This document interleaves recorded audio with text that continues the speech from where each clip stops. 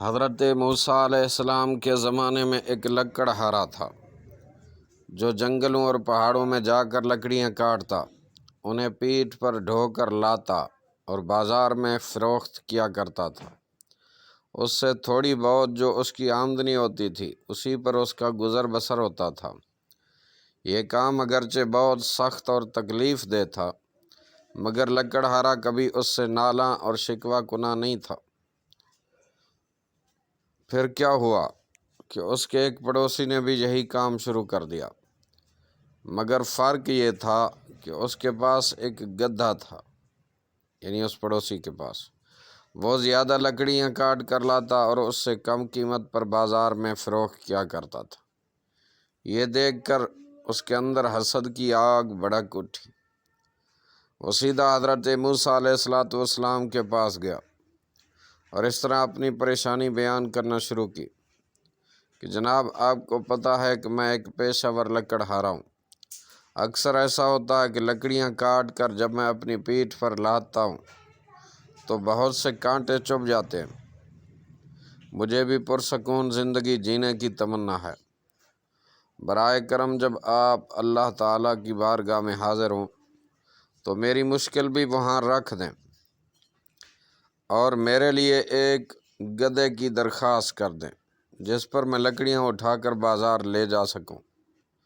جب حضرت موسیٰ علیہ السلام اللہ تعالیٰ سے ہم کلام ہوئے تو آپ نے اس غریب لکڑہارے کی فریاد اللہ رب العزت کے سامنے پیش کر دی۔ بارگاہ رب العزت سے جواب ملا، اے پیارے موسیٰ، یہ بندہ حسد کی آگ میں جل رہا ہے۔ جب تک وہ خود کو اس مہلک بیماری سے نجات نہیں دلائے گا کبھی بھی چین سے نہیں رہ سکتا۔ اس سے جا کر کہہ دینا کہ وہ اپنی اس حرکت سے باز آ جائے۔ آج کل اس دوسرے لکڑہارے کا گدھا بیمار ہے، اس سے کہو کہ یہ اپنے پڑوسی کے گدھے کی شفا کے لیے دعا کرے۔ اگر وہ ایسا کرتا ہے اور اس کا گدھا ٹھیک ہو جاتا ہے تو میں اسے بھی ایک گدھا عطا کر دوں گا۔ جب حضرت موسیٰ کلیم اللہ علیہ السلام نے آ کر اس غریب لکڑہارے سے ساری تفصیل بیان کی تو اس کے اندر موجود آتش حسد اور تیز ہو گئی اور کہنے لگا، میں کبھی بھی اپنے پڑوسی کے گدھے کی شفا کے لیے اللہ سے دعا نہیں مانگ سکتا۔ جو کچھ میرے پاس ہے میں اسی میں خوش ہوں۔ اب مجھے خدا سے کسی گدھے کی طلب نہیں، میں تو یہی دعا کروں گا کہ اس کا گدھا کبھی نہ ٹھیک ہو، اور یہی میرے لیے بہت ہے۔ پیارے بھائیوں، دیکھا آپ نے کہ حسد کتنی بری چیز ہے۔ جب تک یہ بیماری کسی کے اندر موجود ہو وہ کبھی بھی خوش نہیں ہو سکتا، اور حسد کی آگ میں خود وہ حاسد جلتا رہتا ہے۔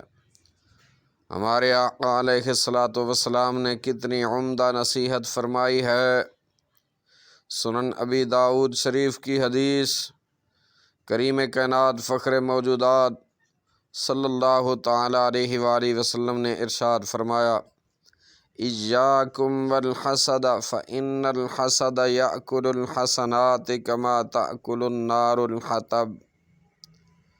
لوگو، حسد سے بچو، کیونکہ حسد نیکیوں کو اس طرح کھا جاتا ہے جس طرح آگ لکڑی کو کھا جاتی ہے۔